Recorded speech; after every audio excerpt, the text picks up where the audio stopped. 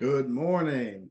I just wanted to jump on here first thing in the morning before getting the day started, really, and talk about something that's near and dear to my heart, which is the shortcut, right? And to me, the shortcut has always been and will continue to be mentorship. It comes in lots of different flavors, lots of different um, formats, but it's actually pretty straightforward and simple. Um, Mentors provide a great example. Mentors teach, mentors coach, they help guide, all of those things. And believe it or not, that's how we've learned almost everything we know. Um, from, I guess, infancy, when you learn to walk, why does a baby that's trying to walk fall down and keep getting up over and over again? Because they see great examples. They see great examples of people walking and they know it's possible, so they continue to do it. What about my sports people out there, my athletes? When you learned a sport, if you really think about the coaches that you had growing up or the coaches that you currently have, they too learn that same sport from a coach and that coach from a coach. And so there's this cycle of each one teaching one or just learning from a trusted source, so to speak. Um, in the education realm, right, we have teachers, professors. This whole concept of mentorship um, goes beyond just the X's and O's of coaching. It goes just beyond the X's and O's of learning a specific subject matter in the classroom. Um, to me, when you want to be successful and you're seeking guidance and you're seeking mentorship, this is where it all kind of culminates. It all kind of comes together, and it's a very valuable resource. And if you don't have a mentor, I advise that you seek one out. If you're in an organization where mentorship is available to you, I advise that you seek that out and pursue it. Because think of it this way, if the mentor is pursuing you as the mentee, that feels like pressure, right? It's too much. And so the best mentors allow the mentees to come to them and then provide all that they're really looking for. I know in business, for instance, I've always looked at mentorship as God's shortcut to greatness. When you when you look at it with such reverence, you don't let it slip through your fingers. You don't take it for granted. Um, what you really want to have is a high level of appreciation for someone that's being in the role of a mentor, right? You want to have a high level of appreciation, and you want to understand that they're going to be adding value to you. And when you understand that, right, I guess the polarity there is you're seeking help. See, we have to understand that we have to be honest about where we are and what it is that we desire. Um, so I'm gonna go to my first bullet of successful mentorship, right? Is going to be you checking your ego and having some humility. And that's not a bad thing. What that is simply saying, look in the mirror, ask yourself the question, is where I am in life currently exactly where I want to be? Or do I want to be a little further along? Do I want something better? Do I want to make more money? Do I want to have better communication skills? Do I want to just be a better version of myself? And if where you are is here and where you want to be is over here, then understand that your mentor can help fill that gap. Your mentor can help get you to where you actually want to be. So once you find someone or a team or a group or what have you to serve as that mentor, you want to make sure that you're able to be honest and transparent, because most mentors don't probe.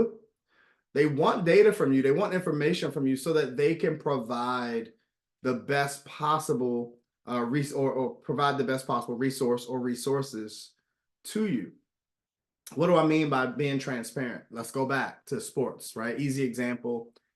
For those that know me, I ran track in high school, I ran track in college, and I've had some of the best coaches. And one of the things that was necessary was for the athletes to share their physical condition and mental condition with the coach. What do I mean by that? If you're doing a hard workout and you actually feel something in your calf or your quad or your hamstring, and it's serious, it's important that you communicate that with the coach, right? The coach doesn't want you to further damage a muscle. Um, but you have to be honest, right? You can't use that as an excuse to get out of the workout because then you actually sabotage yourself. Um, so being honest and transparent kind of goes together. And part of the truth doesn't actually help. Long term, part of the truth only gets you part of the response or part of the resource or part of the advice that you seek. And if you don't give all of the information, who knows if the advice is appropriate? So being transparent is important. You want to also develop some tough skin along the way. If you're going to seek mentorship and work in a like dual relationship there as the mentee, you have to be able to receive criticism in a way where it can then turn around and assist you, help you, move you forward, right? And oftentimes that's in how you receive it. So I like to just simply call it develop tough skin, because that tough skin basically allows your heart to soften too. Well, what does that really mean? That means it's hard for you to be offended. That means you can receive that criticism, especially when you know in your heart that it's being given to you with a purpose, with a positive purpose behind it. And that's pretty cool, because when you build relationships with people and you understand who they are, what they desire most, it allows you to receive those tough messages in a positive way, right? And if anybody is into reading the way I am, there's a book, The Bait of Satan, that talks about the spirit of offense. And so that's like, you can ask anybody that's done something crazy in jail or whatever. They may say, I did it because, right? And when you say I did it because, that's you justifying bad behavior. And the number one justification for bad behavior is in your subconscious of being offended. How many times have we heard the crazy stories where at some nightclub, somebody steps on a guy's brand new pair of tennis shoes or something, and they're offended, right? You know, enough said about that. But you have to have that willingness to receive information, particularly criticism, in a positive light, right? What about an attitude of gratitude? I think having a mentor and having a high level of appreciation is something that, my goodness, it's imperative. Let me just say that. Let me paint a picture for you. Let's say you get a call from your grandmother, and your grandmother says, I know you're busy, but can you please stop by and take me to the grocery store at 10 a.m., right? On a Saturday morning, 10 a.m., for instance. And so you say, sure, grandma, I'll be there. I am busy, but I have time for you. And you show up to grandma's house at 10 a.m. and you call her because she's not ready. And she said, baby, I'm about to get in the shower. And now you're sitting there. It's 11 o'clock. It's 11:30, whatever. And so, yeah, you still take her to the store, but are you happy that grandma was extremely late? Probably not. I think you'd be much more willing to help grandma the second, third, fourth, fifth time if, when you pulled up at 10 a.m., grandma was standing on the porch, ready to go, excited, and with positive energy, right? So very simply, an attitude of gratitude will encourage, watch this, the mentor to show up and show out positively for you. So when you have an attitude of gratitude, and this is not just in the mentor-mentee relationship, this is in life. When you have an attitude of gratitude, people around you appreciate that. This next one is one that I've often had challenges with, but found it to be extremely important and helpful when executed properly. And it's communication. Mentors and mentees have to communicate all the time. Now, all the time can mean once a week, once a day, once every other day. It just depends on what's necessary for that relationship. But a constant, regular communication does many things.